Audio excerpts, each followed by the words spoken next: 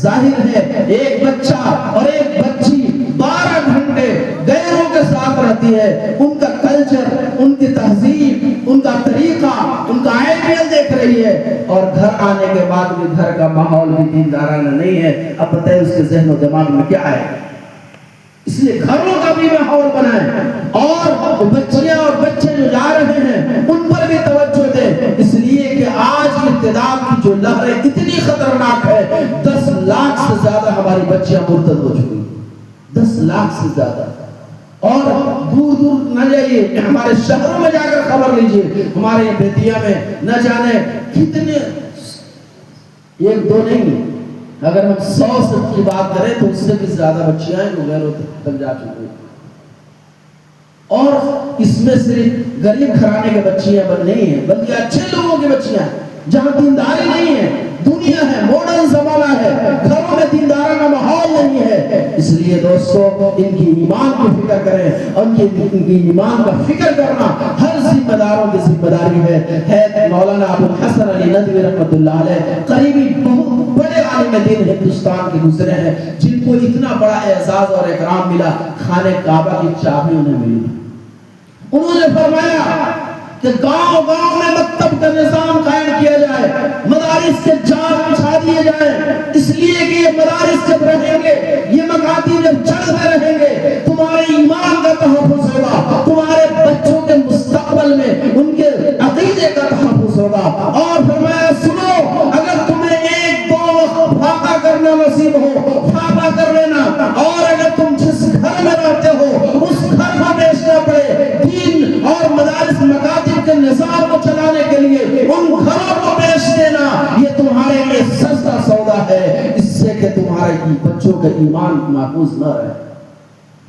آج جو ہے مدارس جب قائم ہوتے ہیں، مکاتب کے جال بچھتے ہیں، تو لوگ کہنا شروع کرتے ہیں وہاں تو مدرسہ ہے، کہے اب مدرسہ ہوگا، وہاں تو مدرسہ چل ہی رہا ہے، اب نہیں چلنا چاہیے۔ آج اگر ہماری بستی میں پرائمری اسکول ہے، کل ہو کر کے سرکار آ جائے، سرکار کے کارندے آ جائیں، کہیں کہ سرکار نے کہا اب سیکنڈری اسکول بھی لائے، سارا لوگ جو ہے نا خوش ہو جائے۔ کل ہو کر کے پھر آ جائے، کہا کہ اب ہائی اسکول بنانا ہے، کوئی نہیں کہتا کہ نہیں پہلے سے تو ہے یہ ہے، دو اب کیا ہائی اسکول بنائیے، کوئی کہتا ہے نہیں کہتا۔ سرکار کی نظر ہے ہماری بستی پر، سرکار کی نظر ہے ہماری بستی پر، سیکنڈری اسکول بھی ہو گئی، پرائمری اسکول ہو گئے، ہائی اسکول اور کالج بھی بنوانے جا رہی ہے سرکار کی ہماری بستی پر خاص نظر ہے۔ کیا جس بستی میں ایک مدرسے کے بجائے 2 قائم ہو جائے، کیا اللہ کی نظر اس بستی پر نہیں ہے کیا؟ سرکار کی نظر کو تو ہم نظر سمجھتے، اللہ کی نظر کو نہیں سمجھتے۔ اللہ کی نظر جس بستی پر پڑتی ہے، اللہ کی نظر جس انسان پر پڑتی ہے، اسی انسان کو اللہ اپنے قرآن حدیث کی دولت دینے کے لیے منتخب کرتا ہے۔ ثم اورثنا الکتاب الذین اصطفینا من عبادنا، اللہ تعالیٰ بندوں میں سے چھانٹتا ہے، چنتا ہے اپنے قرآن کی دولت دینے کے لیے۔ یہ کوئی معمولی بات نہیں ہے۔ زمین کے خدائے پاک کی قسم، زمین کے جس حصے پر مدرسہ قائم ہو جائے، زمین کے جس حصے پر مسجدیں قائم ہو جائیں، یہ کل قیامت کے دن ہمارے لیے بخشش کا ذریعہ بنے گی۔ آپ اگر 2 کٹھا نہیں 2 بیگھا زمین چھوڑ کر کے جائیں اپنی اولاد کے لیے، آپ کی اولاد کل ہو کر کے اس میں جھگڑا تکرار لفڑا کرے گی اور کیس مقدمہ تک جائے گی، اپنے سر کو پھوڑے گی، لیکن خدائے پاک کی قسم آپ کے 2 کٹھا زمین اگر اللہ کے گھر کے لیے، اگر دینی تعلیم کو فروغ دینے کے لیے، اگر مدارس مکاتب قائم کرنے کے لیے صرف آپ نے 2 کٹھا زمین دیا ہے، خدائے پاک کی اس قسم آپ کے بخشوانے کے لیے وہ کافی ہوگی۔ لیکن ہم لوگ سمجھتے نہیں، جہاں اللہ کے رسول کی باتیں ہو، جہاں قرآن پڑھایا جائے، جہاں حدیث پڑھائی جائے، تو دوستو مدارس قائم ہونا چاہیے کہ نہیں ہونا چاہیے؟ مکاتب کا نظام چال بچنا چاہیے کہ نہیں بچنا چاہیے؟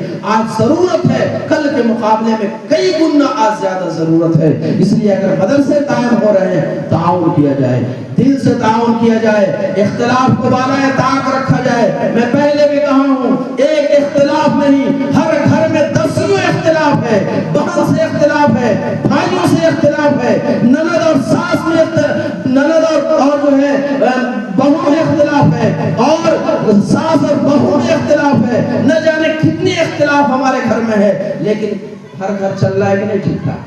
ہر گھر چل رہا ہے، لیکن نہیں چل رہے ہیں تو مکاتب مدارس نہیں چل رہے ہیں، مسجدیں ٹھیک سے نہیں چل رہی ہے، قائم اختلاف ہو گیا۔